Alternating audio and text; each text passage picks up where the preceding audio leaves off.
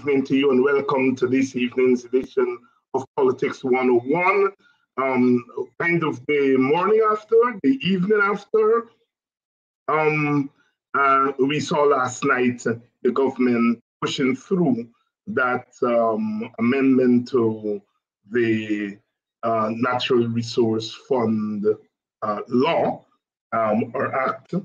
They did so against the advice of almost all civil society organizations, political parties.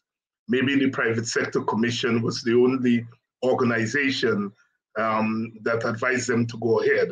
And so we had the sad spectacle yesterday of a government disregarding the advice of all organizations and interests. Some of those organizations and interests are if you will, friends of the PPP, and they ignored all of those organizations. Can all the organizations be wrong? Is the issue of our patrimony, which I have argued is not, this is not a normal situation. This is about resources that could have an impact on a lot of the historical legacies. I argued yesterday that all of our groups, from the native Indians to the Africans, the Indian, Guyanese, Chinese, Portuguese, all of those groups over time suffered in this country. They were denied rights, denied the right to economic development, denied the right to a living wage and a decent wage, denied the right to the human right, economically, politically, and otherwise. And now we have this windfall, or this coming windfall. All of those groups were denied, really ought to be compensated. And if all groups have a claim for compensation, then all groups need to be at the table. I mean, we are in a majoritarian system, which allows the majority executive some leeway. One doesn't deny that, even if one quarrels with the majoritarian system. But on this matter of oil wealth, which is grounded in the very nature of our society, it's sensitive. Can't a majority government say, on this issue, we need not act like a majority? Let us act as statesmen and women who are conscious of what is riding on this? No. The Stabrook News in the front page comment today said that the PPP likes to occupy all the space at its disposal. And I think that was a correct characterization. I disagreed with the Stabrook News that the response by the opposition parliamentarians the responses were equally as bad as what the PPP did. I disagree with that. I disagree with that. When you are in opposition in a majoritarian parliament, former Prime Minister of Barbados, Owen Arthur, he said it's lonely being an opposition parliamentarian in a majoritarian democracy. It's brutal to be in such a situation because you're literally there giving a substance to a myth that there is something called a democratic parliament in a majoritarian system. He said that. And so in the majoritarian system, for it to work, you have to depend on the capacity of the majority to recognize that majoritarianism does not mean authoritarianism. Majoritarianism does not mean dictatorship. That majoritarianism just means you may have 1 or 2 or 2,000 or 100,000 more votes than the other side. That's all it means. And for the sake of breaking gridlock, you are the government, but that you ought to govern in the interest of everyone. And so what we saw yesterday from the PPP was really an anti-democratic act, and perhaps the most shameful anti-democratic act in the history of our country, our post-colonial history. You know, these statements I don't make lightly. We have had dictatorship of different kinds and different forms since 1966. But we have to call a spade a spade. That in the circumstances, given everything that happened last year, given everything that has happened since, the government with a 1-seat majority in parliament really, really ought to be the most sensitive government in our history. And as it turned out, it is the most insensitive. And that is why I'm saying it is the worst dispensation that we've had in our post-colonial history. We're going to be talking about the consequences of what happened there yesterday. We have a panel. Khemraj Ramjattan, David Patterson is with us. He's having some difficulties, and Royce Ford is supposed to join us. I think Khemraj is here, so we'll start with Khemraj. Khemraj, good night. Thanks very much, David. I'm glad to be on your program again, and I want to tell your viewers, I hope they had a nice Christmas, whether they be overseas or in Guyana, and also to have a happy and prosperous New Year 2022. We have our problems and some ugly developments here, and we would have to ensure that we put in that extra effort in our endeavors to stop this very dictatorial control freakism of the PPP, so that we can, as you have been pointing out in your preamble there, that we can all share in the pie that has been God's gift to Guyana since 2015, when the announcement was made by Exxon. And of course, when we signed on that production agreement, a lot of people cussed us badly. We had a number of good reasons why we did what we did. And we knew that a lot of people are going to be very critical. But notwithstanding that, apparently what you thought is going to be a blessing is now turning up to be a big curse, as it were. And so sometimes you look a gift thinking that it is going to be a fantastic thing that is going to make you enjoy life thereafter, turning out to be things that could really bring a lot of stress and distress, as it were. So yes. Thanks for being here now. Yes. Yesterday, you and other members of parliament on the opposition side took a break and came out and joined the protest outside of the parliament buildings there at the National Center.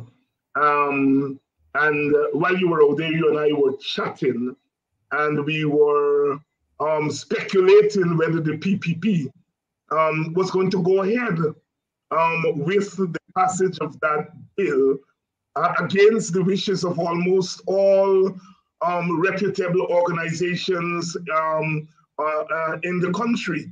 And you said, from what you know of the PPP, having been a member of yourself and knowing some of the players, you were not too optimistic. Share for our audience why you were not optimistic even that 11 power. Well, you know, I happen to know some of the inner workings of the PPP and their attitude towards control, and especially, if I may say, Ashni Singh and Jagdeo. It is no different with Irfan Ali. And that threesome provides the bedrock, literally, of matters financial and economic in relation to the PPP's policies and all of that.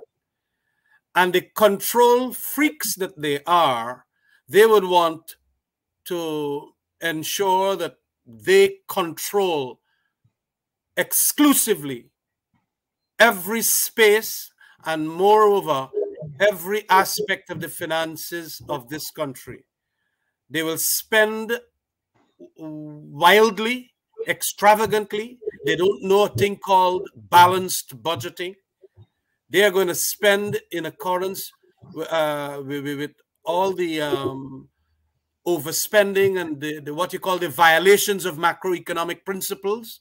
And that is why in that bill, as compared to the one that we passed in 2020, there was a total deletion of the macroeconomic committee, a committee in which we were talking to people like the internationally famed economist Stiglitz, Professor Stiglitz, to come and advise us for the first 2 years so that we will know how to make determinations that the amount that you're going to economically sustainably amount will be an assessment depending on so many variations, international considerations, what they call exogenous and endogenous factors, what will create inflation, what will, you know, can hamper, because the minute you don't know to touch the correct amount, and it depends every year on all that which is happening as developments internationally, regionally, and even locally. Kind of something in locally can cause the assessments to be to a different amount, come to a different amount. All of that, they knock off that completely because, of course, as I told Barajagde yesterday, he was fortunate. I was very fortunate. He came to my table, and I invited him to have a little chit chat because I was basically indicating that we need to have an engagement. And, you know, he said, no, he has his arguments as to why this thing must be the way it is. It is too much bureaucratic. I said, but democracy is bureaucracy. It is the bureaucracy that creates checks and balances. If you were to have a democracy that does not have these checks and balances, it becomes autocracy. It becomes later on dictatorship and authoritarianism. But as best as we thought it, and he said, no, the thing is to pass, because I was pleading with him, knowing how all-powerful he was, to ensure that we get some more time, consult with the genuine players. Now, it is a big lie when someone, I think it was Anil or Vikram Bharat or Ashni that said, we consulted with so many players. Well, the Bar Association right and said you didn't consult.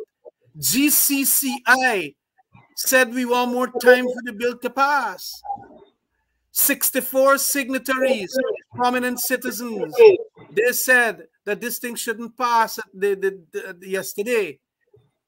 And so many people, because they didn't understand the withdrawals regime. They didn't understand the Transparency and Oversight Committee. They wanted to know why that was being deleted. They didn't seem to understand a number of the issues. So now if you tell me that these people were consulted, why are they making all these claims to ask that it be deferred in a special select committee for further? We were saying that it should not be passed, but of course a deferral will be a better situation. Half a loaf is better than none. And these people were asking for that. They didn't want to hear them.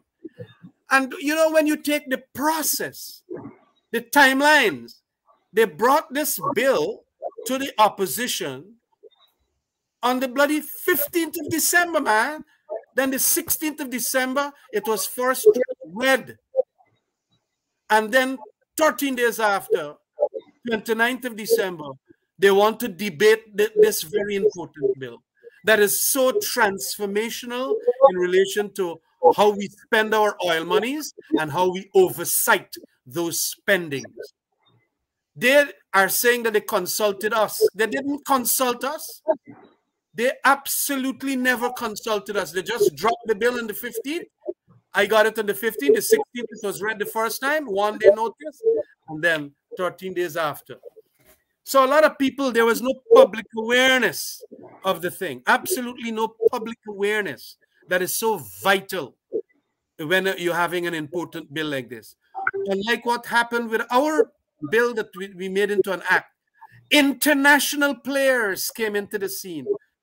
Everybody, ExxonMobil, all the various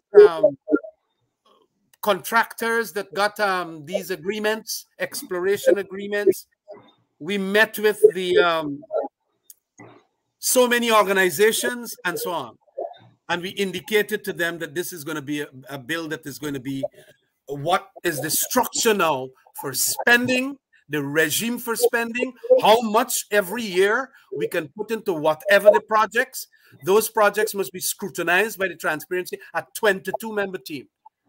And that has in it inherent inclusivity, because none of these 22 transparency and oversight committee members are politicos.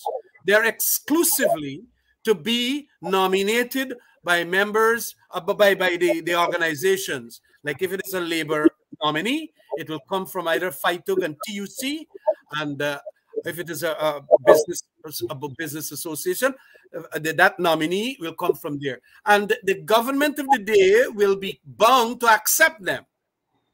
And so it's something like what we are doing now in relation to the consulting organizations for the Gender Commission, the Ethnic Relations Commission, and things like that.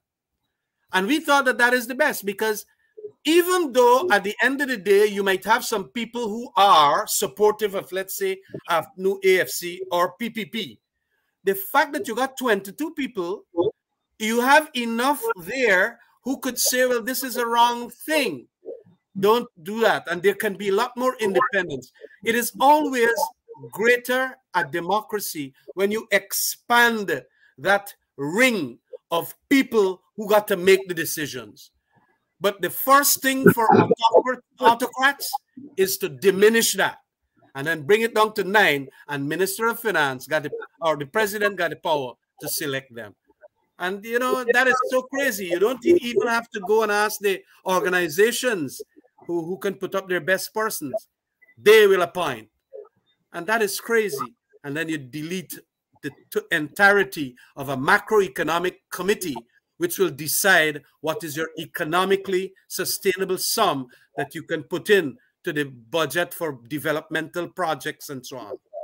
And this is why it is but an act now, because I think the president would have assented it last night, because they're hurrying up everything. Yes. So that they're going to use this 500 million and more that we got in the Reserve Bank of America, whatever the bank's name is, for their first budget, the entire amount. Once it is $500 million, the first year, all gone. But I want us to go, Khemraj, what are the political plans of the PPP? Why are they hurrying this thing through? What political plans they have? They want it for the budget. Yes. I understand that Ashni Singh right now is dealing with the budget and is making preparations for how he's going to finance all the deficits and so on that he has from the first 2 budgets that he passed. Right. The 2020 and the 2021. Almost $200 billion Guyana dollars what you call deficit financing for the budgets. One was 90 billion, and the last year one, this year one, sorry, was about 107 billion or thereabouts. $200 billion. Now, 500 million US is like about 200 billion Guyana dollars. Yeah. And I could see when you want now to avoid all the negative implications of deficit financing. And so you pour in this money. So they want this thing to look good and so on, because it could create tremendous inflationary effect if you just continuously, do deficit financing. And the other negative economic implications. So they want all the money. They're going to look good now, and they're going to spend it pretty wildly, in my opinion, and to plug all the loopholes. Yeah. They have spent a lot of that money already. Deficit spending. The first budget, they give away a lot to the private sector. We've since seen these wild cash grants, as they call them, that they're giving away. All of those things now, they're hoping to put their hands on that money in order to cover these things that they've already spent, right? Your audio is off. Financing, yeah. The deficit financing that I'm talking about is worth $200 billion. $200 billion. So in effect, all that money is gone. Right. So and they're not going to get it from sugar, rice, bauxite, and gold, and so on. So there is a big hole in your budget, and you're going into a third budget. Where do you fill up those holes?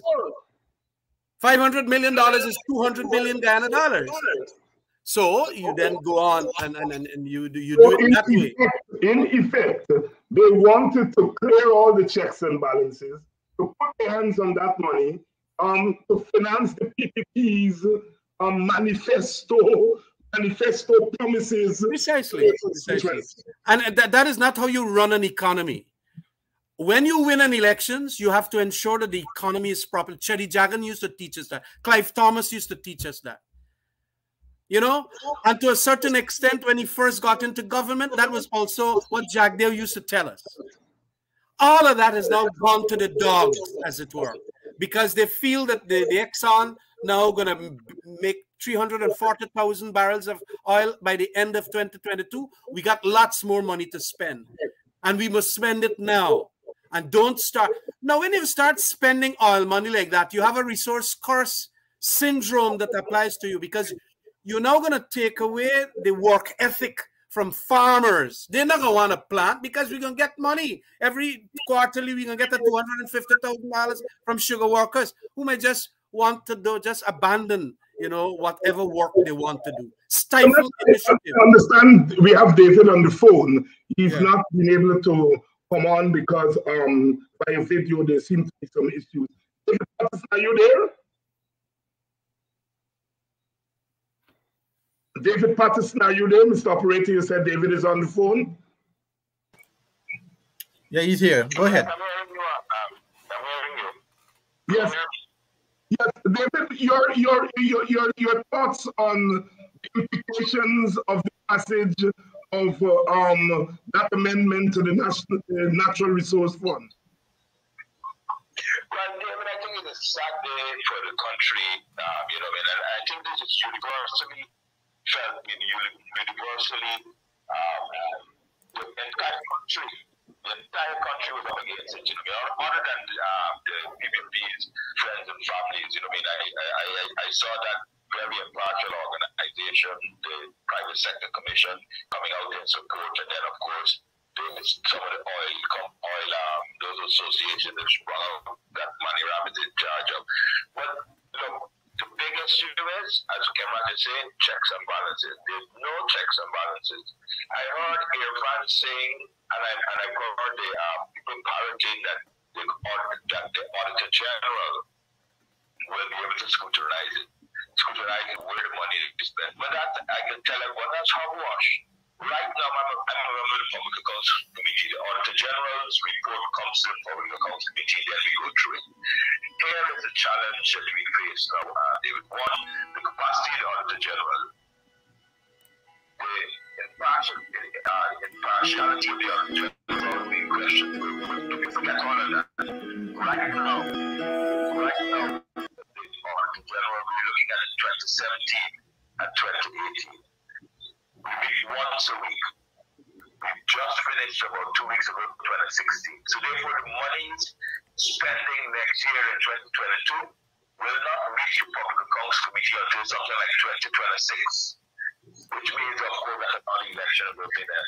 But the Auditor General being able to audit it, one, we just have the capacity, and by the time it comes to the PAC, it's 2026. The law, the statute of limitations are there. You can't carry anybody to court for contracts that will be completed 3 years ago.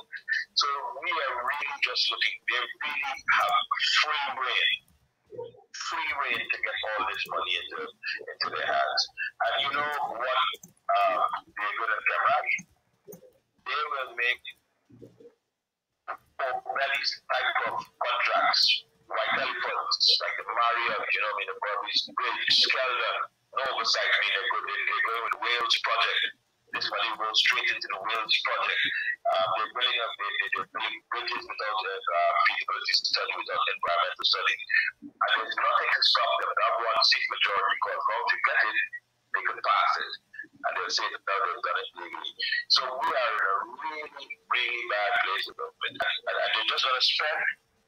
They're just going to spend without any checks and balances, And Khemraj, the bill allows them to take 100% of the first 500 million. Right now, the fund has about 650 million. It allows them to take the entire first 500 million, 75% of the second 500 million, 50% of the third 5 billion, and then 25% of it.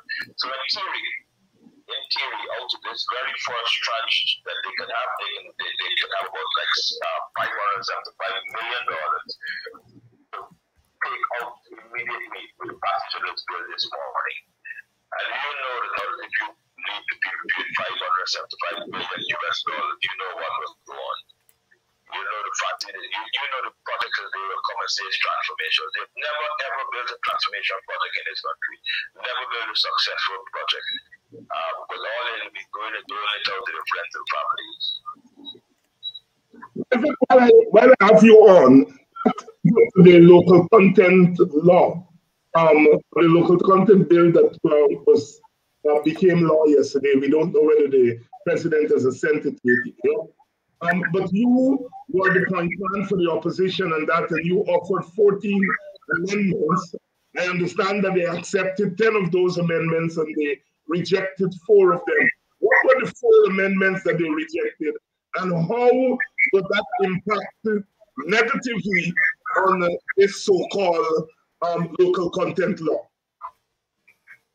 Let me issue with the correction, actually. What they rejected all 14 of my amendments. All 14. So Vikram was lying when he said they accepted 10. No, here's what they did. So yeah. 14 amendments which we thought would have enhanced the bill. So they rejected all, but they brought back 10, exact same wording. They said, so when I got up on behalf of the opposition to make my proposal, they voted it down. Immediately after I got up, the Minister of Natural Resources got up and said the exact same words and approved it. So you understand, so none of our amendments are there, but the 10 that they said that now they accepted, they presented it, not me, right? So that was the big distinctions there. So they never accepted anything, but it's so petty. They're so petty that they can't even allow the opposition to play a child's input to be entered into the Hansard and into the bill as our input. And here, irrespective of that, so I submitted 14 on behalf of the opposition. They rejected all 14, but then the minister brought back 10 of the 14, exact same word, then very pettiness. But here are the 4 that he rejected.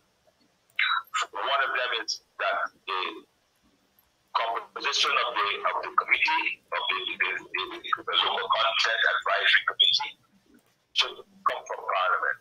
We recommended that, that should come from Parliament rather than the President on his own sole discretion appointing it. We recommended agencies such as Transparency International to be part of it. They rejected that. The Ghana Association of Professional Engineers, they rejected that. They rejected. We had an issue that we wanted to ensure that the Exxon and their subcontractors don't enter into any long-term contracts because, of course, say, for example, machining. When the law comes into force, Guyanese may not have all the machinists with all the equipment. But we can go and invest in those equipment, and in a year or two, and train our people in a year or two to be able to compete. Within Exxon, because we don't have enough entrance at the time, because we've already done that, and it's a 10-year contract with one of their suppliers. So in 2 years, when we now have the capacity, we can't get the job because it's already given up for another 10 years. We have to wait until the expiration of that 10 years before we can get it. So we rejected that as well. We asked for a fund. On the floor, we propose that have a local government fund. So that it will help people not only. It's a lot of administrative work and those things like that. So some good on paper, but the little man in Boston or the little man in Louisiana who wants to say supply food, he has to register his company, he has to go get all sort of paperwork and those things like that. And that can be a hindrance for them to be able to compete and even to so we said, listen, let's have a fun guy when you're making a book like that. What you have to do if you have to incorporate its company, you have to pay legal fees out of this fund that you have, you can actually assist them. So all the amendments which they absolutely rejected. So let me get Khemraj Ramjattan back in. Khemraj? Yes, well, it reveals and reflects how a bottomless pit these people are when it comes to exhibiting magnanimity. It is kind of low life, in my opinion, quite frankly. Here it is. You could have easily said that the amendment is proposed by David Patterson, we would like to incorporate. They're just going to defeat all 14 of the man's thing. And then they then adopted it, and they asked that it be adopted as part of, as if it is their brainchild. But it is completely a deficit of magnanimity, not wanting to be intellectually honest, because when the bill comes out now, the Hansard will reflect that it is their thing, because whatever the opposition via David Patterson proposed was defeated. You know what I mean? This time, 10 of it at least found the traction, which they then literally hauled in and appropriated for themselves and then presented. So this is what we have. It is very, very nasty. The opposition parliamentarians sought to delay the debate and the vote and so on by causing some ruckus there in Parliament. The mace was taken off the table and all that kind of stuff. And so the opposition is arguing that in the absence of that mace, the bill was not properly passed. What's your view on that as a lawyer? I have to go and do far more research on it, but my initial view is that Parliament, the courts generally will say, must conduct its business. Yeah. And the Parliament, because it's a separate arm of the state, as it were, they're going to say what happens in Parliament once it is in accordance with general laws and the Speaker, as the leader of the Parliament, utters that indeed it happened that way, or there was necessitous circumstances, the judiciary don't like to enter the fray. And they're going to opt out by saying that we don't have jurisdiction in this matter. There was obviously a problem there, an ugly development and whatever. And so the absence of a mace, we will allow that the determination be dependent on the Speaker of the House and so on. And I rather suspect that that is what is going to be the big difficulty from my experience as a parliamentarian. Courts not wanting to venture into the precincts of the parliament, unless, of course, parliament would have done something totally unconstitutional. Remember, the standing orders are just written conventions. Right. And, you know, so it is not going to be for the want of a mace, I suppose. But there are lawyers who can probably argue it better than I do. And that could be another area of the law that we can see some development on. Yeah, we were hoping, because Royce Ford was supposed to be on and he hasn't come on. Is there, people have been talking about judicial review of the amendment itself, whether it violated any fundamental aspect of the Constitution. What's your take on that? Say that, you broke up there again. Yeah, I'm saying some people are talking about challenging the government's amendment of the law itself as an act of judicial review, as to whether that amendment violated any fundamental aspect of the Constitution. What's your take on that? I will hesitate again to go there, yeah. But I don't know which aspect of the Constitution that would have violated. Mm-hmm. The Constitution has certain principles. If the Constitution had in it a provision that says that you can't do certain spendings and whatever it is. There is a section in the Constitution talk about finance. There's a title in it that's called finance. But I don't think that the prohibitions therein could in any way be contradicting that which this bill, which is an oil fund that, you know, under another section of the Constitution, another article, the Parliament of the land can make laws for order and good government of the country. Parliament is that institution that the Constitution says. And Parliament there mean the National Assembly of Guyana plus the assent of the President.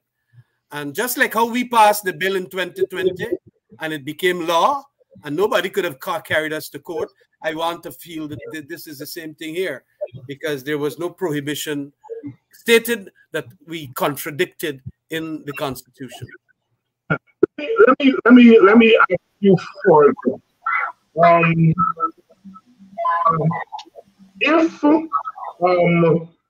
if the bill goes through, and some people are arguing that when you were in government, you may have fared in not making it difficult to amend the law.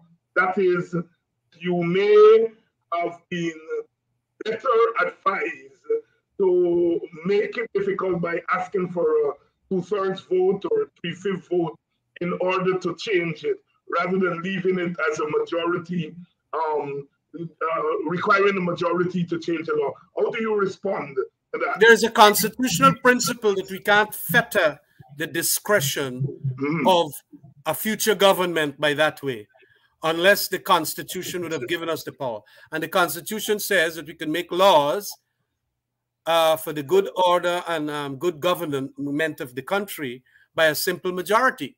So we can't go and make a law, lose an elections, or say not win an elections and block or fetter the simple majority rule that the Constitution provides for. That will be dictatorial. That will be totally out of order, unconstitutional. So we could make a law and then put in that to amend this law is 3/5. Well, you would have had to get probably a constitutional amendment to allow us to do that, and then we passed the law and so on. But we didn't have that. So you can't Well, now you have to go to a referendum or something. Yes, right. You can't go and constrain a future government. It is called fettering the discretion. You cannot fetter the discretion, because just like how, you know, when Donald Trump in your presidents in America there undo so many things, you just need the majority of the Senate and the Congress. Right. And so what Obama did in the medical field and whatever, he could go on and undo it because he's now in charge. Once, of course, he got a majority in Senate, Congress, and he could assent. So, question, Khemraj, and I'm going to pass to both you and David. The question your supporters are asking: what next? What are we going to have? Are we going to have to live with this?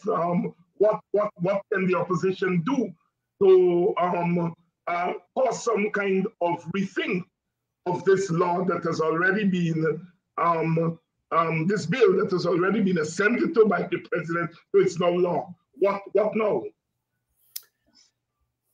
Well, David, you want to propose a suggestion? I mean, I would want to say that we have to carry the line of ensuring that the public understands that our governance was far superior when it came to the oil funds. And every time that the PPP, like they're going to start with this 2022 budget, doing nonsense, we're going to tell them that exactly as we said.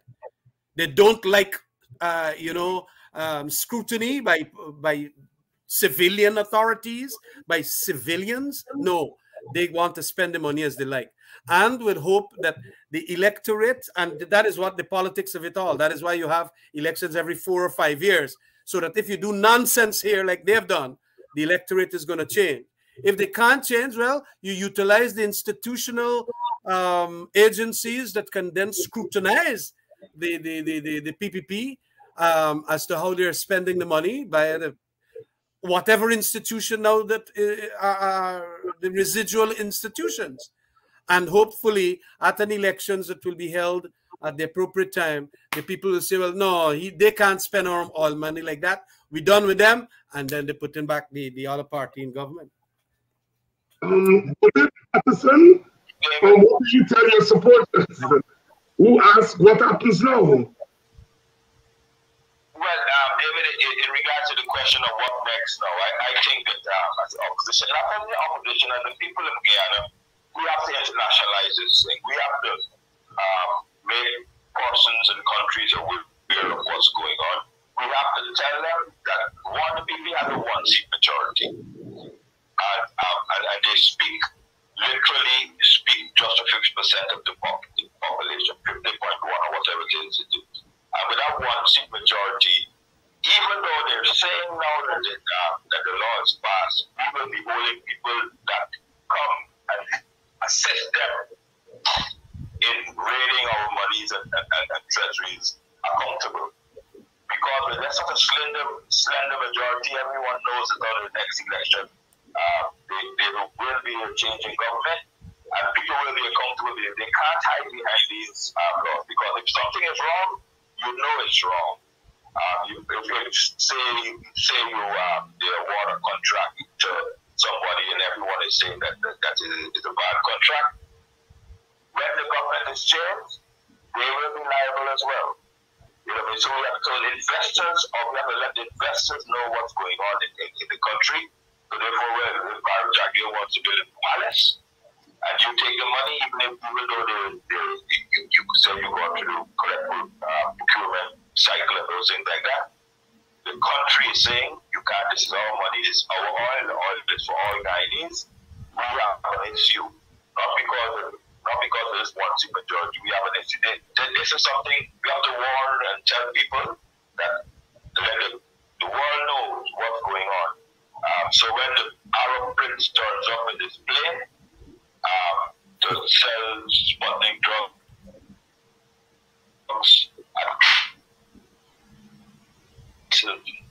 like that, fair enough. They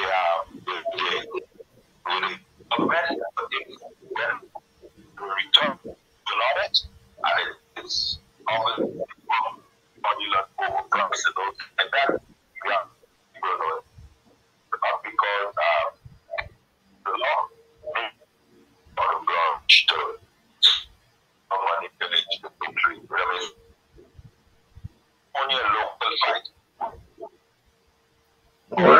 David, I want to make this additional point. Yes, go ahead, Khemraj. By virtue of what they're doing too, they must understand that they're provoking resentment.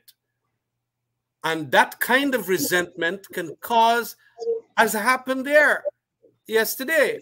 I mean, resentment have always provoked people into action. Cherry Jagan took away the mace, remember? Yes. One time, and gave it to, or is Ishaq Basir took it away and gave it to Cherry and said, speak. I remember some other person, Safi in the PPP, did some things, and they even accosted the Speaker of the House and all kinds of things, because at that time, democracy was being fought for, I remember. And so you provoke people into action that could then cause all manner of things. And I believe that in view of the fact here that this will be pillaged to the benefit of the PPP, and especially that very elite brass of businessmen that have contacts with them, you're going to have, yes, look, Cherry is being given the mace there. Take it away from, I think it was Sis Narayan. Yes. Yes. And you got Janet there clapping. Reminds me of when she threw the summons over her shoulder on the advice of do not sing. Right. Now, all of that, you know, it's important that people remember when these things provoke people then can also not only want to be led into political action, you can get lone wolves wanting, as public security in relation to even that 5-month period of the recount. I was instructed by the president to ensure that there is order. And I'm glad that I managed to keep order after that nasty incident at Bath Settlement. Because you had lone wolves that want to do all manner of things, even to go shoot up people and all kind of things.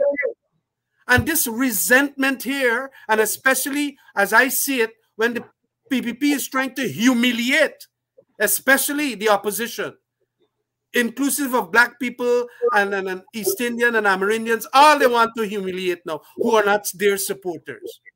People will want to fight back in their own way. And that is disastrous for this country. That is disastrous. David Patterson, before you go, you still there?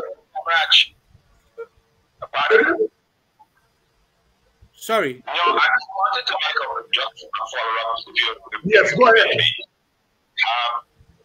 And I want people to be very conscious of this. I mean, I saw the Deputy Speaker Schumann speaking yesterday, and I heard the crass remarks and those things that they made towards him, and they've been making towards him. You know, I mean, he was dead in their corner. You know, I mean, he accepted the position of Deputy Speaker, which goes against the convention of Parliament, which normally goes, of at least our Parliament, which normally goes to a nominee from the main opposition. So now, right, and he made some very valid points in the sense that there's nothing in there for the indigenous people.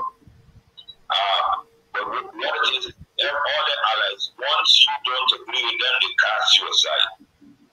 So that's what they're doing, you know what I mean? So he is now feeling, and Anoop and all are now saying it out of their squadron. That's what they do. So therefore, you know what I mean, by the time the next election comes up, I mean, they have to find new allies, buy them off, and those things like that. They're trying to fool the indigenous people, being probably with gifts and handouts and those things like that.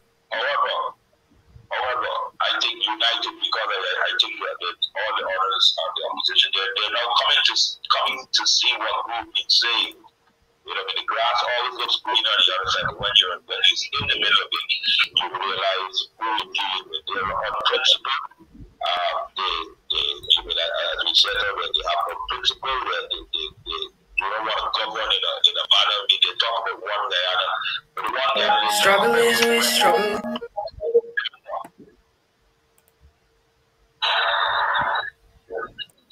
And that was David Patterson. David, I want to thank you so very much for coming on. You had some technical difficulties, but you were able to come on by phone. Khemraj, any closing thoughts? Your audio. Public to remain vigilant. Remember, life in a democracy depends on the vigilance of every single individual, and also to be appreciative of, you know, a downslide that can be made that could send this country back to civil strife. I do not want that. We will, you know, if we can get this thing done properly, we're going to be one of the greatest countries, you know, in the sense of comforts and standard of living and cost of living and all of that in the South American and even the whole of America. And so we got to start, especially the members in the PPP too. I know that there are certain factions in the PPP that are saying that this is wrong, and especially what they're doing here, controlling these threesome, Ashni Singh, Irfan Ali, and Bharat Jagdeo.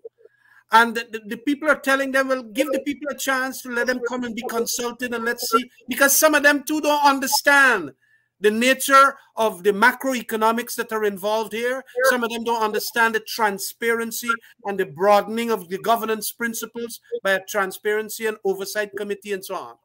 They don't even know the withdrawal principles and so on. And so Ashni could go there and shout how much he wants.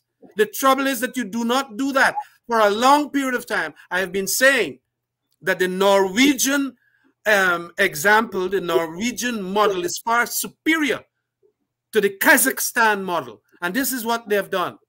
They have put in the Kazakhstan model. So them three fellas there now, one know plenty macroeconomics, the other one know financing, and they're going to support themselves there with a fella called Winston Brassington. Boss, and you're going to see what will happen. Yeah. Big pillaging can happen. Well, we have to be vigilant, as you say. Khemraj, thanks again for coming on.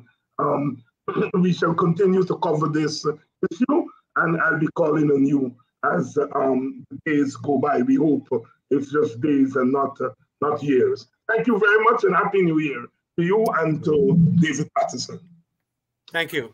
We're going to take a short break, and when we come back, we're going to have the newly elected members of the People's National Congress, Chairman Sherwin Holder, the Vice Chairperson, and I think one or two of them would be on.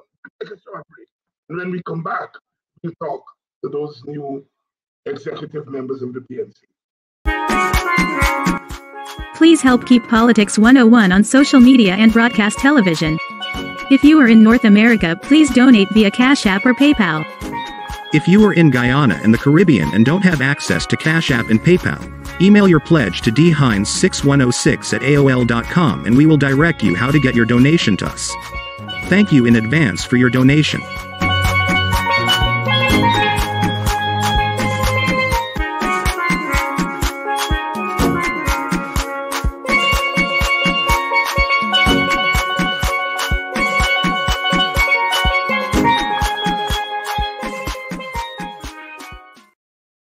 And welcome back to Politics 101. As you can see on your screen, we have three newly elected office holders of the People's National Congress coming out of the recent Congress. Of course, a lot of the coverage, understandably, and attention have been placed on the leader, Aubrey Norton, but there was a support cast, and some will argue more than a support cast, that was elected by wide margins. And so I have on tonight the chairman, Sherwin Holder, who has been on this program many times. And as I said before the election, if I were a PNC member, the one person I was sure that I was going to cast my vote for was this young man. I said it publicly. Unfortunately, there was no PNC member. No offense to the other two, Fitzroy Jordan,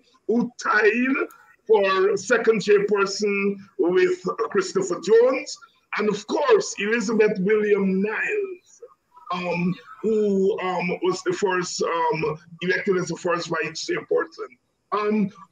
Lady and gentlemen, welcome. Good night, David. Good night. Sherwin, you're an old timer, so I'm going to start with the lady first. Um, um, Miss Williams-Niles, you are now the first vice chairperson, a very high position in one of the two largest parties in your country.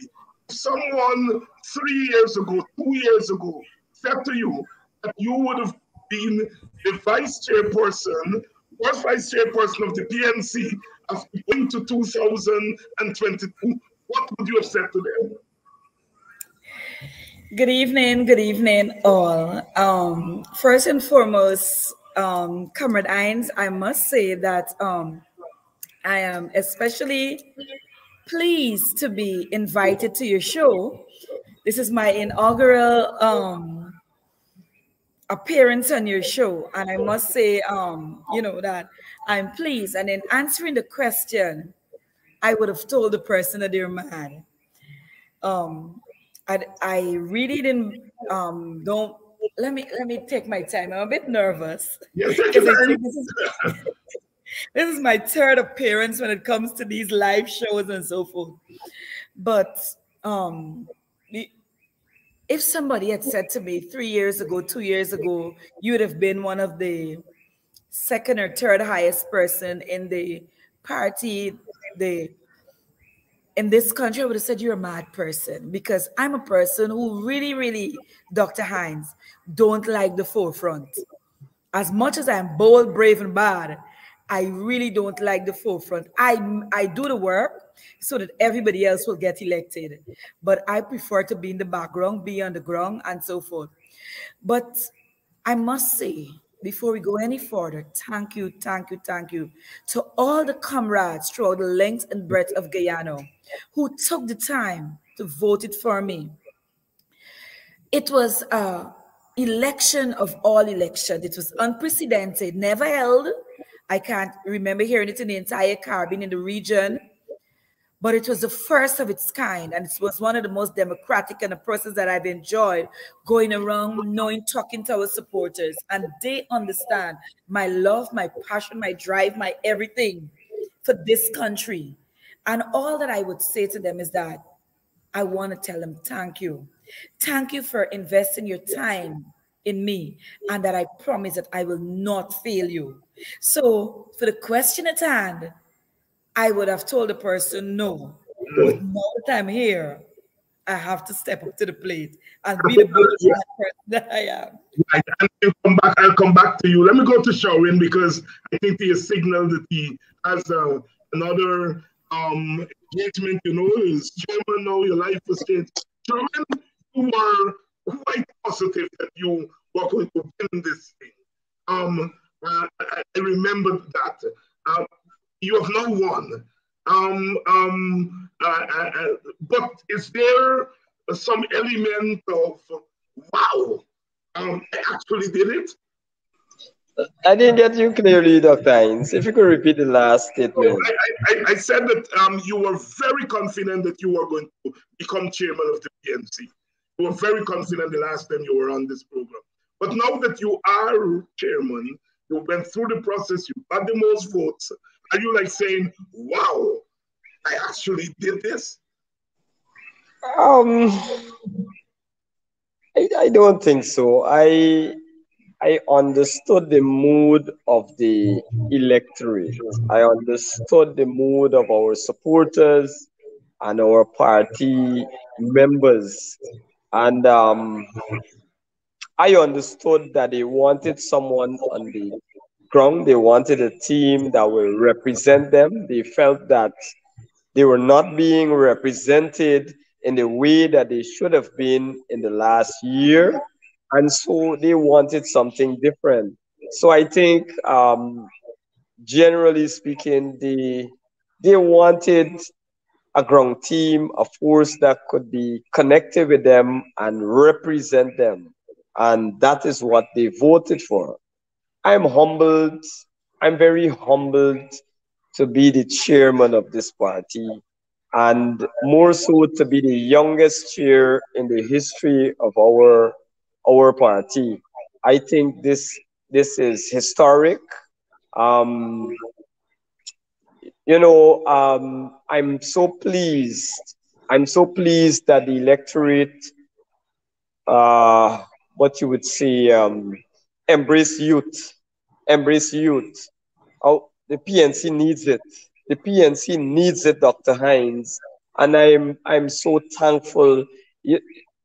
I've said to one of my colleagues, I don't want to say opponents, but we were colleagues, and I called her and I congratulated her, and I said, the position of chair is just another position around the table for me. That is how I see it. I don't feel overwhelmed. I don't feel, I've sat in many offices in my professional career. I also served the PNC on the executive, so I'm not overwhelmed by this position. I'm humbled by it. And I think about the challenges and that weight that is on my shoulder and the shoulder of Aubrey Norton and the entire team. That is what I'm focusing on. That is what I'm thinking about daily. So, I wasn't that much surprised. As I said before, I understood the mood of the electorate, and I think they made a great choice. No disrespect to my opponents, and as I said today at our very first CEC, special CEC, I welcome them, and I said to the electorate, I said to the outgoing CEC and the incoming one that there's a place for all in the PNC. We all have to do this. We all have to engage in the rebuilding, in the unity, in the rebuilding and repositioning of the PNC. That is my focus within the PNC. So you actually chaired your first CC today. Yes, I'm still here at Congress, please. Myself, yes. Elizabeth, we're still here. You're still in Congress, but look. Let me say, I used to be your age, and I remember sitting around a table with Walter Rodney's, Clive Thomas, Rupert Roopnarine, UC Kwayan, Moses Bagwan, and some of the big names that your youngsters would have heard. And I remember sitting there and speaking at those meetings and asking myself as I speak, am I saying the right thing? Did you have any of those things as you started today? I lost you at the last part. If you can repeat. If you had some butterflies singing in your ears as you sat there today, chairing a meeting that includes some of the big names of our country. I am honored. I am honored.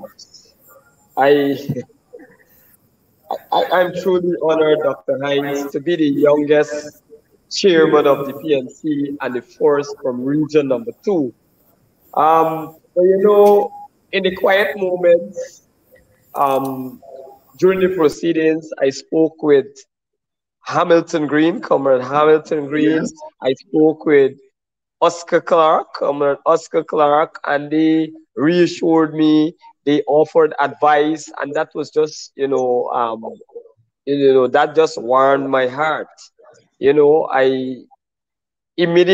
could have connected with these elders, and I'm happy that they see something in me. They see potential in me. I'm happy that the leader, Aubrey Norton, sees something in me, and the party sees a potential in me and the entire team.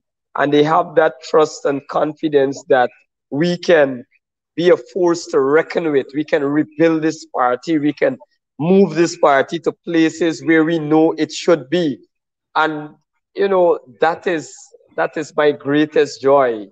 That is my greatest joy. Today, I saw a room filled with leaders I don't want to say outgoing, but the outgoing CEC members and the incoming CEC members. But I saw a room of leaders that are willing to contribute to the development of the PNC, to the success, to the repositioning of this party.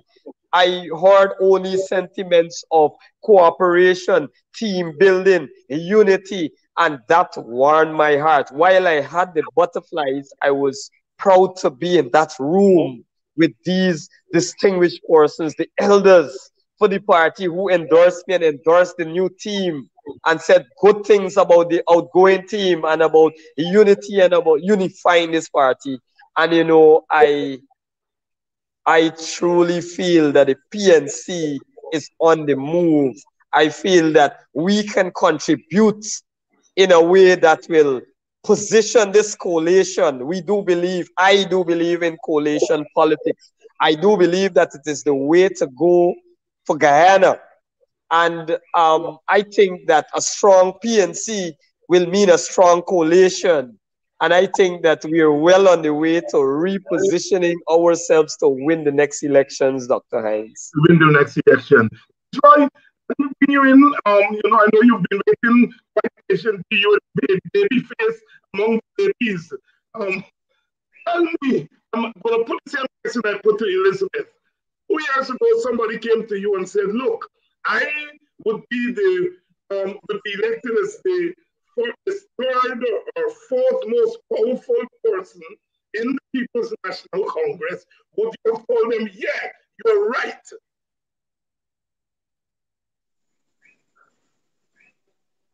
Your audio? You want to turn on your audio? Vince Wright, you want to turn on your audio? Yes, go ahead. Yes, Dr. Hines. Thank you very much. Good evening. And good evening to my colleagues, Sherwin and Elizabeth. I hear your question, and I'm going to answer it in this way. I would have said no because I didn't see myself emerging at that time to this position today. And, I would have doubted the person with the last. But one thing I do believe is that once you can put yourself to work, and once you align yourself with those persons who can really advise and lead you in the right direction, you can achieve anything with the help of God. And I said that to say that I serve presently also on the regional level as the chairman of Region 5 People's National Congress Reform. And I could not have seen myself 4 years back serving as the chairman for this region. But when the task came, I humbly accepted, and I rallied through, tough times, hardships, and I was successful in ensuring that I kept a region together, increased membership with the regional executive body, worked with groups across the region, ensure that we pull off campaigns within the region, ran successive local government elections, worked with NDCs and RDC councillors, and the entire team would have worked together, and I would have been part of that team. And I believe that is where I basically gained the experience and all that was necessary. So when I was given the nod to say, look, I want you to be a part of this team, and I see potential, I see you being somebody who can work within the leadership, the top leadership of this party, I had no other choice but to accept. But really and truly, I could not have said to someone years ago that this was the position that I would have been holding at this time. Elizabeth, let me get you in here. We just heard from Vince Wright that he's a Barbician, West Barbician. Vince Wright, where in West Barbican are you from? I'm from the best village in the entire country, and that is Lovely Lass Village, West Coast Barbies. Lovely Lass, not one of the known names, Drum and Oaktown and El Dorado and so on. But Lovely Lass is very lovely little village. Elizabeth, where are you from? All right, I'm up. Let me just say this. I was born in Macdoom. Macdoom on the East Bank, yes. On the East Bank, Macdoom. And I grew up in Macdoom agricultural area. So I'm proud, very, very proud. You know, there's a lot of things going around about my village, but let me tell you, it is the best village. Vince Roy, don't even come with that. We have the best village in this entire country. Macdoom, bordered by Agricola and Houston. You know, Houston, yes. so that's a place that I grew up, Macdoom and Agricola. So you said if someone said 3 years ago that, look, you would be holding the third top position in the PNC, you would have told them, no, not at all. What changed in that period? What changed in the last 3 years that got you so involved that you became part of the Northern team? And now here you are, first vice chairman. What changed? All right, Dr. Hines. So I have always been involved. Let me just put it out there. I've always been involved, but I've always been on the ground. I have never vied for a position. And after 2015, I took over the leadership of my group, one of the strongest, largest PNC group in this country, who was previously run by my elder, my father, a man that I admire, Mr. Ramjattan, who was once the former mayor of Georgetown. The mayor, Ramjattan, your father. Good stuff. Yes. Good. So I took over from him, and he passed away because he said to me one day, he was ill. He said, my daughter, you're not coming to see me. So when I went to him, he said, Elizabeth, you're the only person I can leave this group with. I said, me? Because I'm a young academic. I am always busy. I'm always doing stuff. And I said, you know, I looked at him. He was sick. I didn't want to tell him no. But when I was coming out of the yard, I said to my mom, I said, Mom, you think I can do this? And my mom said, yes, Elizabeth, you can do this. I know your strength. And so I took over from him. And the very first thing when I was being installed after the election, well, actually, they just elected me without any big, you know. And I told him, I said, I'm going to do two things for you. I'm going to increase the membership of this group, and I'm also going to give you a building. Because if you're coming from Georgetown, it is one of the first PNC building. It was old, it was tattered, it was run down. If you're coming from the airport, it was like that. But it was the only group in this country that kept their doors, Dr. Hines, open for 23 years without fail. Every Thursday night, you can come to that group and know we will have a group meeting or have some activity. And so I said to my group, I said, I'm going to do two things. I'm going to increase the membership for you, and I'm going to give you a building. So when the campaign was coming around for chairman of the party group, Mr. Harmon came, Miss Lawrence came, and Mr. Basil Williams. I waited for all of them, Dr. Hines. And I said, I waited, and I was going to put it forward. If this is one of the most successful steadfast group, why don't you give them a building? And we were able to get a building. Dr. Hines, and I worked from 2015. I brought home the elections. I brought home the local government elections to them. I brought home the 2020 election. Even in the PNC, in the PPP strongholds, I went in there. I'm not only a politician, I'm a teacher by profession, and I'm also a Sunday school teacher. So I was able to get into the nook and cranny, and I spoke to our people. I spoke to them. If you vote for the APNU AFC, you are making the best choice of your life, not just for you, but for your children. And so I brought home those elections. In 2020, I also brought home my constituency, hands down, for our people, for the government of the day. And when everything started to go haywire, I was the one in the forefront leading my group. And the young people, Dr. Hines, said to me, Miss Elizabeth, you have always been working to get people elected. It is time you take a seat at the table. I said, no. I don't want to sit there.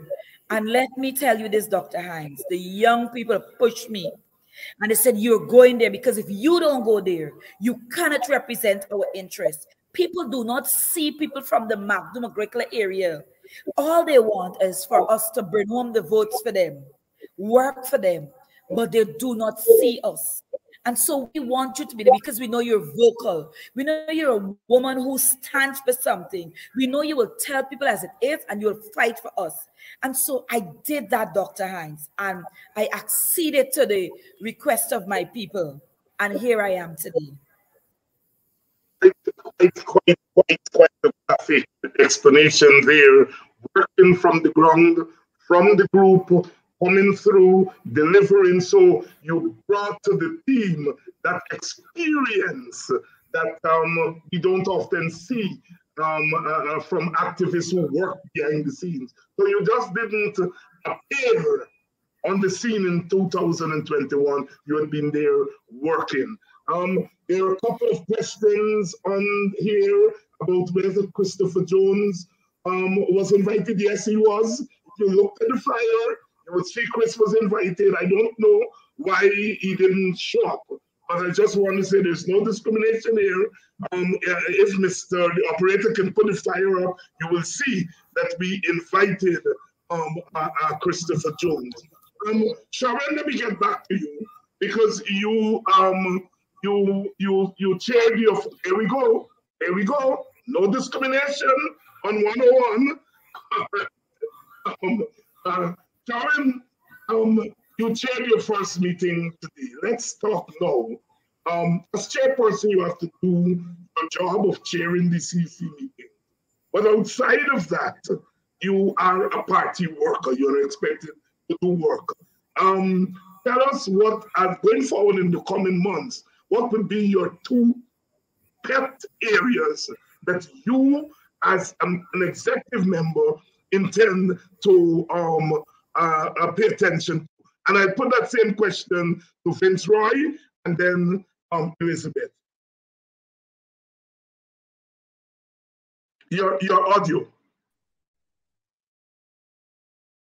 You can hear me? Yes, I'm hearing you now.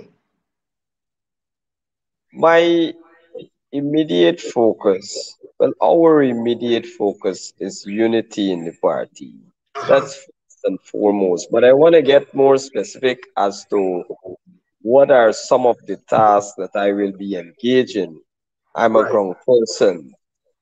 The executive, all of us will have different functions, different areas that we will focus on.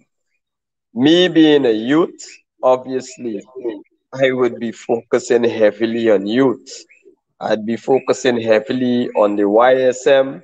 I'd be focusing heavily on youth support and engaging youths in this party.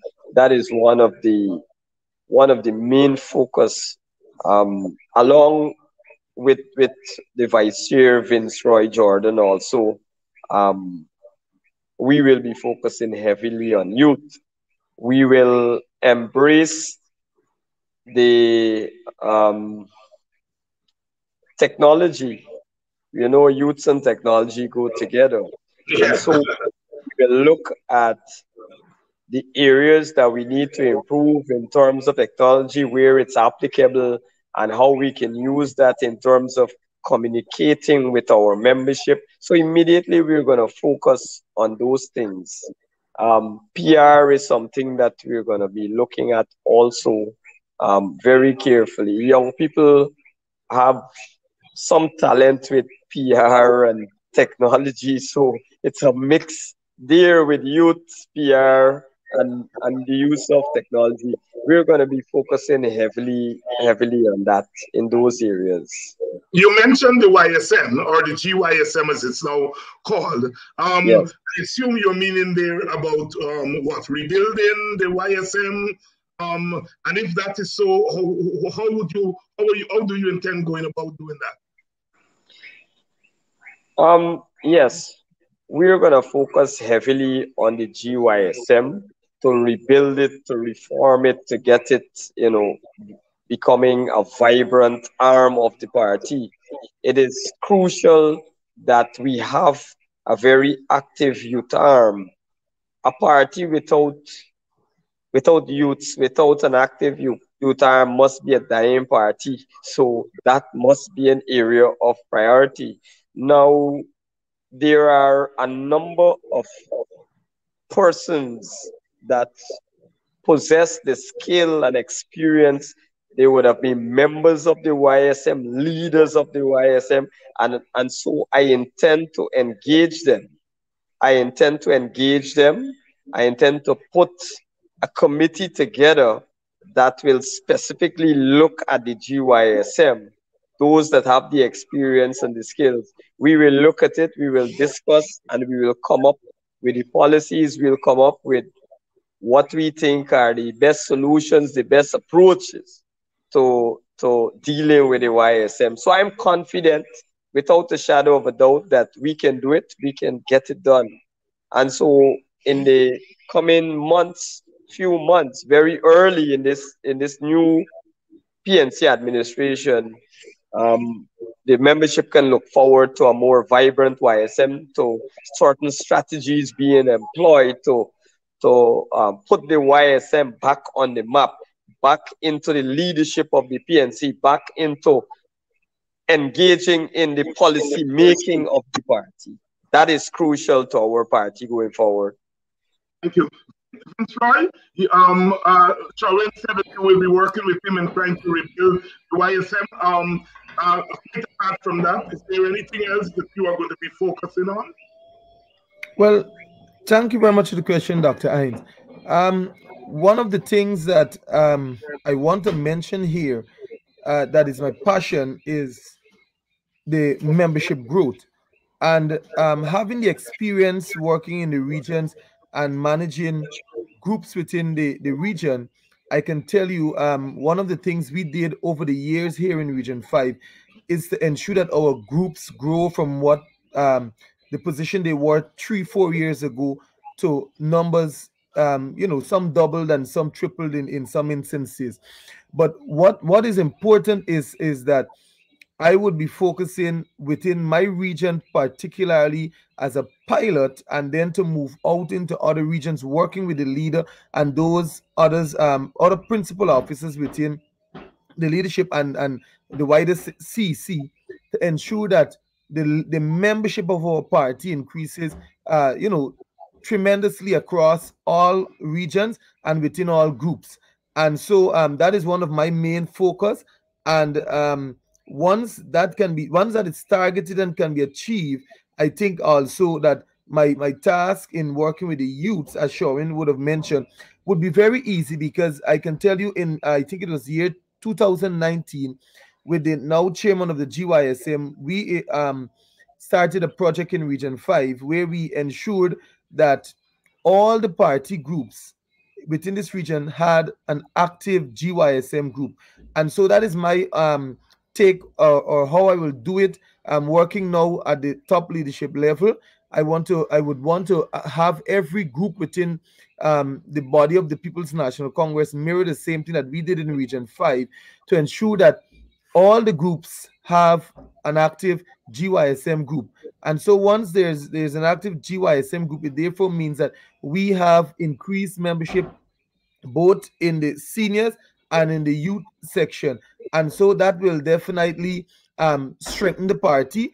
And I want to say it is not by accident that this new leadership of the People's National Congress is made up of a lot of youths, because the focus that has to be driven home is the bringing of youths into the party, and to ensure that the youths within the electorate population sees that young people have a place in government, and that young people also play important roles rather in political parties and the policy making of those parties, and also policies within government. And from the time they see the involvement of young people in political parties and and then moving into government, it then gives them the drive and the motivation to come on board and also to support.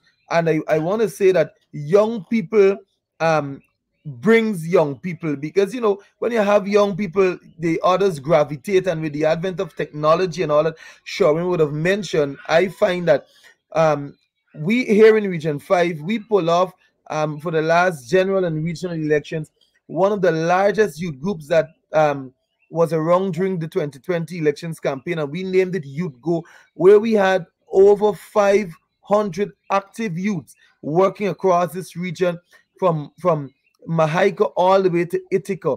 And every community that you went to, you could have found a member of the Youth Go, and the Youth Go was all about campaigning for David Granger to be returned as president of this country, and the APNU AFC coalition government returning. But we know all that happened, and you know the sad reality of government at this time. But the thing is that once we work together as a youthful team that supports Aubrey Norton and ensuring that the People's National Congress grows, we will be successful at the next general election. So my focus, apart from the growth in membership, is youth, and also ensuring that unity stands as one of the first pillars and one of the main road that we will drive in bringing this party together and working to achieve the love and togetherness and be as one unit, so that when people see the People's National Congress, they don't see factions and subunits or portions and sectors within the People's National Congress. They see one big family, and that family will be a force to reckon with. And I dare say at this point that the family and the force that is coming up out of this new breed of young people and other members of the CEC is one that will take on the PPP and take them on very, very seriously. The young man there from Lovely Lass, West Coast Boobies, eloquently laying out his plan for his region, his party, and his country. Teacher Elizabeth, what's going to be your focus? If you can turn on your audio, we're not hearing you. Your audio, yes. Sorry about that. Yes, that's all right. Dr. Hines, I will bring to the fore what I do best. I'm a teacher by profession. And let me just give a little background. I'm not only a teacher by profession. I also would have studied law. I have a law degree. But I choose to teach because it is my passion. It is something that I love. And so the very first thing that I will bring is to bring education as one of our foremost pillars in this party. You know, yesterday taught me an example, Dr. Hines, when I was on the road in front of the Arthur Chung Convention Center.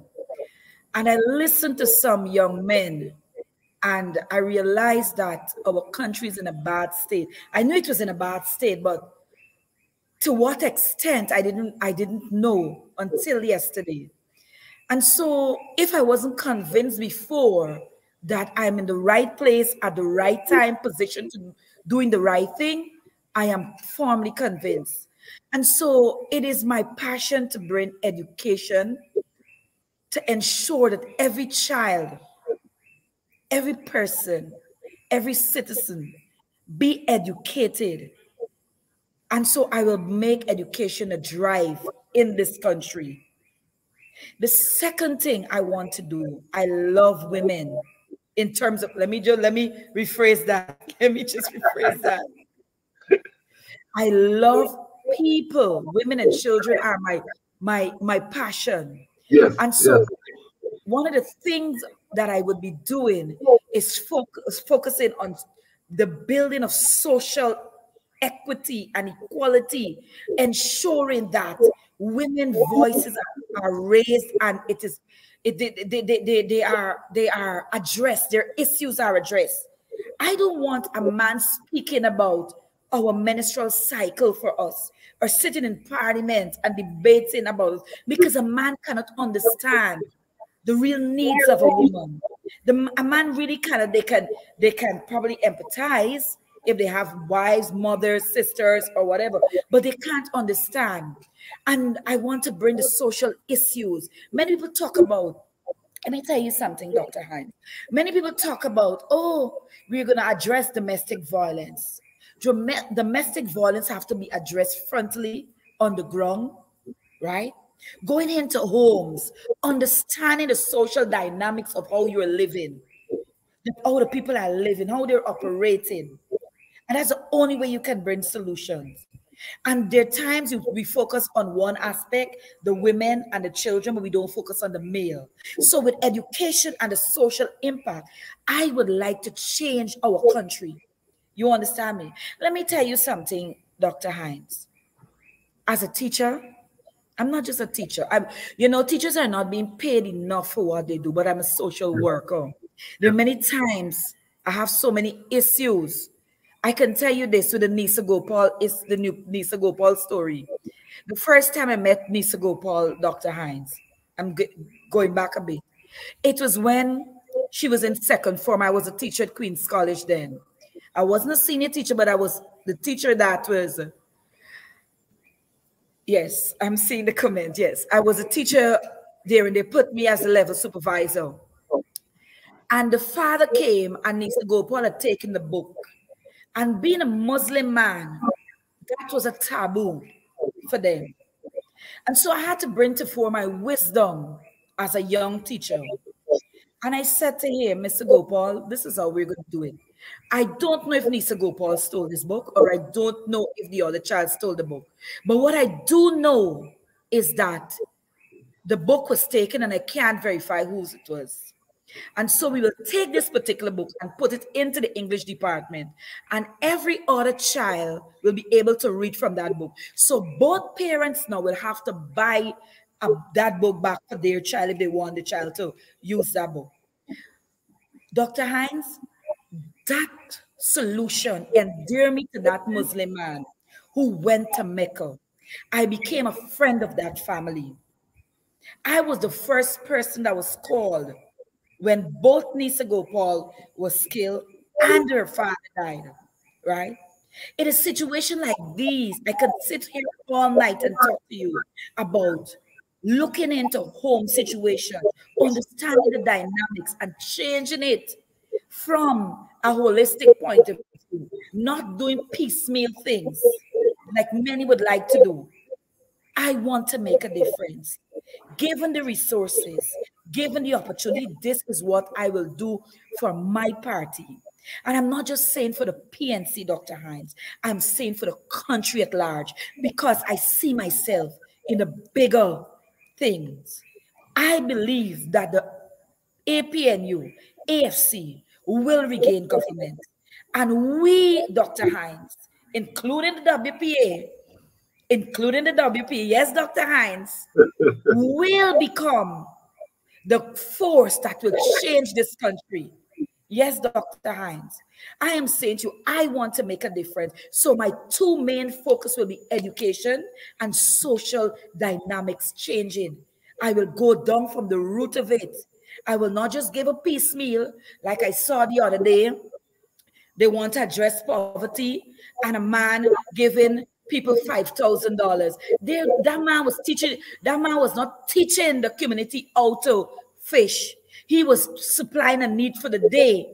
And tomorrow, the same social thing will continue.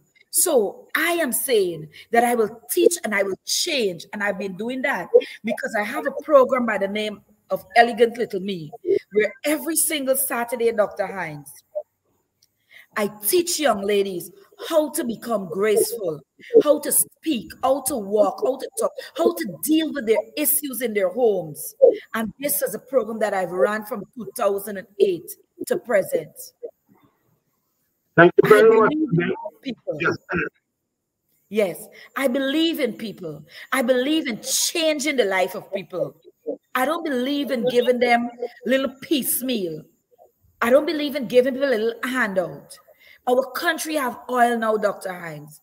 Many of our people don't understand what it is to be living in this time, in this era, in this epoch, in this season. The PPP are doing all sorts of things to distract us from the real issues. But it is my dream, it is my desire as a young PNC principal executive to change the dynamics of this country by doing what I do best. Into the dynamics of the country by doing party work Here we have the chairman, newly elected chairman, first vice chairman, and second vice chairman, one of them of the People's National Congress. We are coming down to program time. It's going to be our last program for the year. And so all three of you get a chance to say your Happy New Year's, and here's now your chance to address the audience directly. And the audience here, as Sherwin knows, is an audience that is tough, that says, look, we have power, we messed it up, and here we are trying to regain power. As all three of you said. But more than that, an audience is saying, all we want from the leaders of the PNC and other opposition parties are people who will stand up for us. So I'm just giving you all a little in on the audience. Your closing thoughts. I'm starting with you, Sherwin.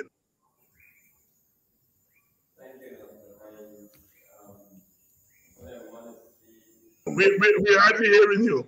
Thank you. My mic was muted. Thank you, Dr. Hines. What I want to say to your viewers is that I understand what has been happening over the last year, especially. I understand what obtained while we were in government. We're not a political party. I wouldn't say that we have not made mistakes. All political parties make mistakes, and so it is important that we learn from those mistakes.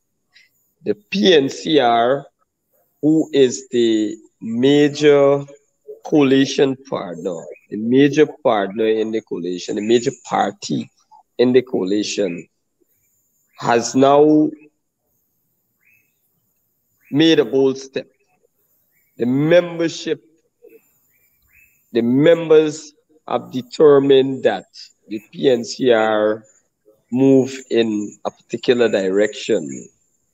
And so, hence we're here as the new leaders of the PNCR. They have embraced experience and youth, intellect with persons also that work on the ground. So we have everything to offer. And so I dare say that this is a reinvigorated PNCR. Our party has been given new life. We will unite, we will rebuild this party, and we will reposition it to win the next elections. I understand the strains and the conditions that the Guyanese people have been faced with over the last year. We recognize it. We understand it. This team has been on the ground, so we know what has been going on. But I pledge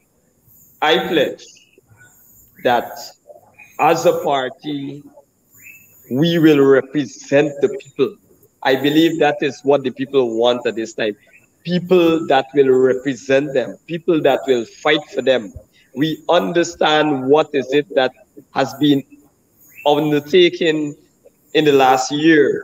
We understand the pressures brought on our people, on the Guyanese people as a whole, by this wicked and demonic PPP regime. And so we will confront them, we will oppose them, we will do everything that is necessary, everything that is in our power to ensure that we first curb their excesses, we hold them accountable, we curb their excesses, and we position ourselves to put them out of office and bring good governance once again to this country in a manner that will reflect the will of the people, that will satisfy the entire nation. That is our ultimate goal at this time. Khemraj, your closing thoughts? Thank you very much, Dr. Hines. I would want to say to your viewers and those who might just be listening, we understand the challenges that the nation is facing at this time. You know, a lot of people are very much disappointed. A lot of people are very much hurt at the position that we're in as a nation, especially the supporters of the coalition government. And with the People's National Congress reform being the main player in the APNU plus AFC coalition, we are positioned at this time with a new mandate that the people would have given to us as members of the People's National Congress reform to work to ensure that not only we return to government, but that we ensure the good life that we would have promised prior to May 2015, and some that the people would have already, enjoyed during the 5 years in office, be returned to them. It is sad that at a date and time like this, Guyanese would have had to suffer so many in so many different ways. From the time PPP took office, we had right here in my region the mourning and the hurt within our people. Personally, I felt it, the death of gruesome murder. I shouldn't say that, the gruesome murder of three prominent young men who could have been doctors, lawyers, whatever it might have been their future, snuffed out. We recognize also the hard, and that is the Henry Boys I'm speaking about. We recognize also the hardship and cost of living across the country. We recognize the difficulty that our people face with the rampant dismissals of public servants and civil servants across the length and breadth of Guyana, in every ministry and sector that is controlled by the government. And we also understand that at this time, what the people are looking for is a leadership that will stand to the challenges that the PPP throws to us, and one that will not back down. And so I want to assure our party comrades and those on the wider fore of Guyana and the citizens that we are prepared to defend all Guyanese at every cost.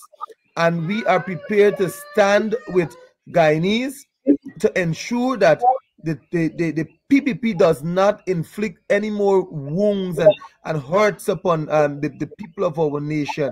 And so as a party, as a member also of this great party, I personally am prepared to use within the energies within my body and the wisdom that will be necessary to ensuring that our people do not have to go through more than what they would have already gone through. And so my commitment is that I will work with the new leadership, and I will work with the People's National Congress and also the wider coalition to ensure that Guyanese can enjoy a better life in the near future, and ensure that Guyanese can look to us to really bring about that change. And also I want to say to Guyanese that unity at this time is one thing that we really do need. It is paramount. And so once we can unite, I believe that we can take on the PPP, sorry, because the PPP has to be confronted from all sections, all angles of this of society.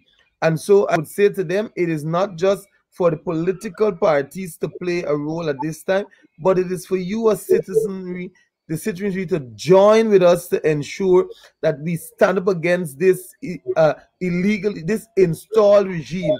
Just last night, when we look at what took place in the National Assembly, it is a sad day for Guyana. It is a day when we can say that the country has headed into one of its darkest points and one of its lowest point. And so I think now it calls for the unity. Each Guyanese need to put aside our differences, be it religious, ethnic wise, or even political, and join hands and hearts together to ensure that we confront the main enemy which is before us, which is the PPP, which was installed into government and bringing the hardships upon our people. And also, I want to say to Guyanese at this time, as we continue to hold the line of battle and hold for betterment, we are with you. And I trust that as the new year comes, that it brings you success. I pray prosperity for all Guyanese. I pray development. And I pray that Guyanese will once again return to living in peace, harmony, and that Guyanese will understand that in all that they do, remember that there's a creator and serve God. Thank you very much, Devin Jordan, second vice chairman of the PNC, and Elizabeth Niles, you have the last word, new chairman, first vice chairman, sorry, of the PNC.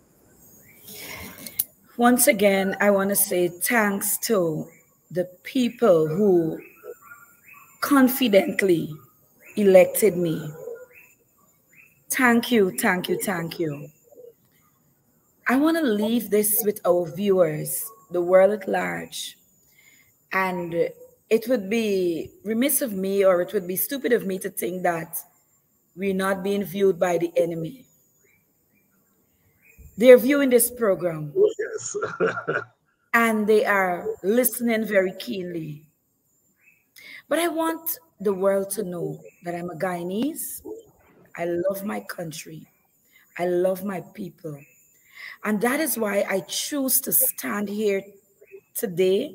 I choose to accept the nomination of all the groups, and I choose to work with my party. Let me say this, Dr. Hines, before I forget it and coming off. The APNU-AFC coalition is the only hope for Guyana. I wouldn't say the best hope, it is the only hope for this country. Dr. Hines, every other, we saw the small parties, what they did, and now they're crying foul. We saw the PPP, how they lied to the nation. And now they're trying to not just steal our resources, but abuse us. Dr. Hines, people of Guyana, the diaspora, I want to let you know, as the vice chair of this party, I will give my life, because the future of this country depends on people like me and you who will stand up for what they believe in. Thank you very much, dear. We are down a rabbit hole, Dr. Hines, in which we see our country spiraling out of control, crime, violence, every single thing negative you can think about since the PPP became installed. My everyday ask myself, how does the ABC countries feel after they would have assisted them to come to power, after they would have aided them, this wicked regime, to come to power? People out there, do not be afraid.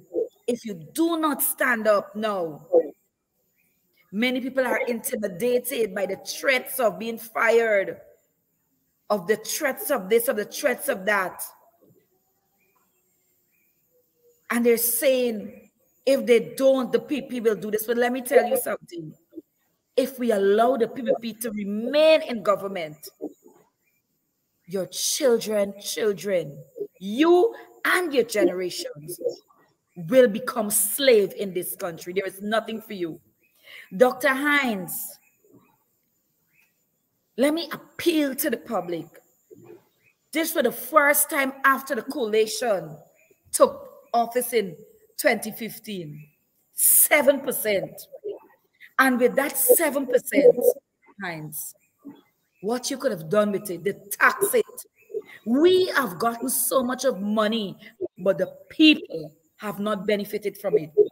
2015 right down, the people have benefited. The place was light, the place was beautiful. But since the wicked installed people took office, then this nation have been crying. Everything they're doing now, people are not talking. But I will tell you, there's a coalition did a bad job at PR. I say it without fear of successful contradiction. Every single thing that the PP are doing now, it was instituted by the coalition. Every contract. Now, it's just taken away from the people and given to their supporters. I want to appeal to the nation to hold the line of battle, to come on board with the coalition government. I appeal to the WPA to come back to the coalition. We have a part to play together. We will make the difference together. We will change the dynamics together. We have a leadership that is not static. We saw what happened in the parliament. And let nobody make you feel ashamed because Chedi Jagan did just that. The PPP went to parliament and did worse than that. But now, with a new leadership in the PNC, the parliamentarians were given life and given a different command to stand up. Dr. Hines, together, we will do it for this country, not for a few, not for a limited majority, but for all Guyanese. I didn't come here because I want to be rich. I work hard, but I want every Guyanese boy and girl to be able to smile into the future, not to be burdened by borrowed money. And so I say, on this very last of your program, I wish you a blessed year. But let us all put boots in the ground, and let us stand up for what we believe in. God bless you, Dr. Hines. God bless your program. God bless Guyana, for it is one of the most beautiful countries in this world. Thank you for having me. And thank you, as Lawrence O'Donnell will say on MSNBC, Elizabeth Niles gets the last word tonight. I want to thank you. I want to thank Vince Roy Jordan. I want to thank Sherwin Holder for coming on tonight and sharing your thoughts with our viewers. I can assure you that this will not be my last invitation as we move into 2022. I'll be checking in with you guys to see how you're doing. Happy New Year. In spite of everything, we have to be optimists, optimistic. Happy New Year to you, to your family, and I want to, on behalf of Politics 101, congratulate you. Congratulate you for you young people for stepping up first, and secondly, for winning the confidence of your party. Thank you so much for coming on. And as we come down, this is the last program for 2021. It has been a testing year, but we are a people of metal. We have moved mountains before. There was never a worse institution in the history of mankind than chattel slavery. We moved those obstacles, and we ensured in 1838 that our brothers and sisters will come into a Guyana that was not a finished product, but they came into a post-slavery Guyana. And here we are in 2022 fighting like hell to keep those who should know better, to keep those whose foreparents enjoyed the whiplash of indentureship from wanting to turn their country into a barrack yard again, to turn their country into a plantation again. We will not, we must not allow them to succeed. In righteousness and with righteous indignation, as the starting ground, we face 2022 knowing that the challenge will continue to be big, but we are bigger than the challenge and we shall meet it. New Year, have a little thing on All Year's night. It's traditional. Cook up the cook up. Do what you do. You got to take your little drinks and so on. You know, most of it will be done indoors now because of the situation we have out there on the streets. But I love you all. I love you all. Somebody on the other side said, David Hines says he loves all races, but he loves his race most. I say, I repeat, I love all human beings, but sometimes one has to stand with those whose backs are against the wall. And I've done it. I've stood with Indian Guyanese when their backs were against the wall.